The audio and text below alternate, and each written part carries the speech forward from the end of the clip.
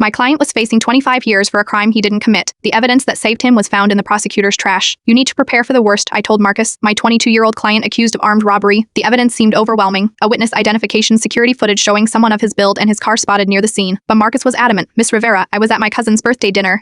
He saw me there. I believed him, but alibis from family members rarely convinced juries. As a public defender with 87 active cases, I could only dedicate so much time to each one. Marcus claimed he was at dinner from 7 o'clock to 10:30 p.m., 30 minutes across town. Physically impossible to be both places. 2 weeks before trial, I was working late, reviewing security footage for another case, when our office cleaner Hector stopped by my desk. You are the lawyer for that young man, Marcus? He asked hesitantly. My nephew works at the Dye's office cleaning crew. He found something strange in Prosecutor Wilson's trash last night. Hector handed me a crumpled paper. It was a restaurant receipt from Paisanos, the restaurant where Marcus claimed to be during the robbery. The receipt showed a credit card payment at 8:32 p.m. The name on the card: Detective James Harlow, the lead investigator on Marcus's case. My hands started shaking. Why would the detective be at the same restaurant as my client's alibi dinner? And why was this receipt thrown away rather than entered into evidence? I immediately filed a motion for discovery violations and requested the restaurant's security footage. The judge, irritated by my last-minute motion, gave me 48 hours. I drove to Paisanos myself and spoke to the manager. Yes, they kept footage for 90 days. Yes, I could view it with a court order. What I saw changed everything. There was Marcus at a large table with his family from 7:05 p.m. until 10:40 p.m. And at a table across the room sat Detective Harlow watching Marcus's table while pretending to eat alone. The detective had verified Marcus's alibi weeks ago and buried the evidence in court. I presented the footage and the discarded receipt. Your Honor, the state's lead detective confirmed my client's alibi and deliberately withheld exculpatory evidence. Prosecutor Wilson turned pale. Your Honor, the state was unaware the judge cut him off. Mr. Wilson, either you knew and participated in misconduct or you failed to supervise your detective. Neither reflects well on your office. Case dismissed. Marcus hugged me so hard I could barely breathe. The aftermath was swift. Detective Harlow resigned before Internal Affairs could fire him. The Dye's office opened reviews of 43 other cases he had worked on. 3 convictions have already been overturned. As for Hector and his nephew, I took them both to dinner at Paisanos. The manager recognized me and refused to let us pay. Justice shouldn't depend on what someone throws away, Hector said as we ate. But I am glad my nephew knows the difference between trash and truth. Sometimes the difference between 25 years in prison and freedom is a crumpled receipt, and people who care enough to look where others don't. In a system that processes cases rather than seeking truth, the most important evidence might be what someone thought no one would ever see.